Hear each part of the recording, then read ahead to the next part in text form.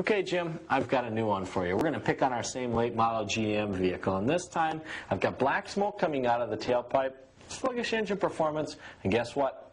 I didn't pass the emissions test. Do you have any codes? Well, I pulled the codes, and guess what I came up with? Code 23. When I looked in the manual, code 23 told me I've got a problem in the MAT sensor circuit. MAT stands for manifold air temperature, or it might be called ACT on your vehicle, which is air charge temperature. In either case, that's what it told me to check out. Well, I'm not real surprised. This temperature sensor measures the temperature of the air, so the computer knows how dense the air is, and then it knows how much fuel to add to it. So if this isn't working, you would have a rich mixture. You would fail your smog test. Okay. This one screws into the air cleaner or the intake manifold. Now, this type here usually just clips into a hole in the air cleaner. Okay. Whichever type you have, though, they're quite easy to test. All right, we've got a 2-minute test, and what we're going to use is our digital voltometer again. Why don't you go ahead and put that on the, about the 20K scale, while I connect the 2 leads of the ohm meter to the 2 leads inside the sensor. Okay, we'll get a reading going here. There we are. Okay, we've got our reading.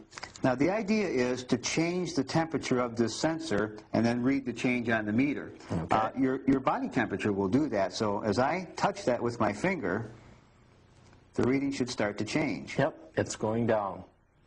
And then as I release it, okay, we're going to watch to see it slowly come back up. Now the change going back up is obviously going to be slower than on its way down, but it did start changing going back up. Great. So we know this one is okay. It sure is.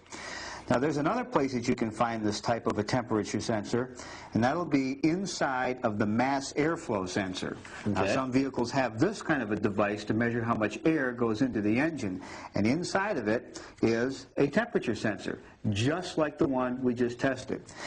It's kind of hard to get at it with the leads of your ohm meter because we have a connection here with very small pins in it. Okay. This is my device that I use to test this whole mass airflow sensor, but if I plug that in, there are 2 terminals on here that will allow me to connect my ohm meter just to the air temperature sensor part of it. Okay. So as I connect from here to here, once again, you should have a reading on the meter. And we certainly do. And as I put my finger on the temperature sensor, we ought to get some sort of a reaction. Yep, that's dropping down very rapidly. Okay, same test as before.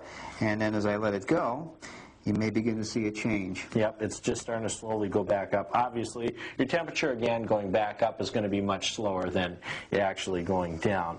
Now, if you find that your air charge temperature sensor is okay and you still have that code 23, what you're going to want to do is refer to your emissions and diagnostics manual, find the chart for your code 23, and what you're again going to probably end up finding is either a wiring problem or a problem in a connector or the actual ECM itself. In either case, a 2-minute test will find it pretty quick. Let's look at how easy it is to test an air charge temperature sensor. Set the digital volt ohm meter to the 20K scale and connect the 2 meter leads to the terminals of the sensor. Touch the tip of the sensor or breathe on it and note the changes on the meter. If no change is noted, the sensor must be replaced. If the sensor passes this test, locate and follow the proper diagnostic chart to pinpoint the fault.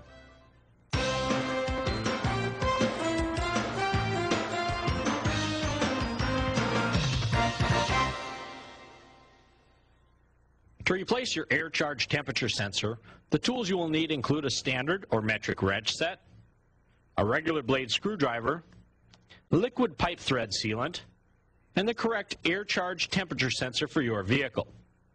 To prevent burns and make the job easier, always begin with a cool engine. The first step whenever working on the electrical system is to turn off all the accessories, including the ignition key. Then locate the air charge temperature sensor. On many vehicles, it will be located either in the intake manifold or in the air cleaner housing or air duct itself. In either location, it may be necessary to remove the air duct or air cleaner assembly in order to access the sensor. Once the air charge temperature sensor has been located, release the locking tab on the electrical connector and remove it from the sensor. Remove the old air charge temperature sensor from the vehicle. Compare the old sensor to the new one to be sure of correct replacement. Coat the new sensor's threads with a liquid pipe sealant to prevent air leaks. Install the new air charge temperature sensor and tighten it securely. Before reconnecting the electrical connector, inspect it for signs of corrosion or damage. Clean any corrosion and repair any damage found at this time. Reconnect the electrical connector to the new sensor and reinstall any components earlier removed. You're done. To replace your air charge temperature sensor, do the following. Turn off all accessories, including the ignition switch. Locate the air charge temperature sensor on the engine. Disconnect the electrical connection from the sensor. Remove the old sensor from the vehicle. Compare the old and new sensors to ensure correct replacement. Apply a liquid thread sealant as needed and install the new sensor. Be careful not to over-tighten the new sensor if it is located in an aluminum intake manifold. Inspect, clean, and reconnect the electrical connector to the new sensor.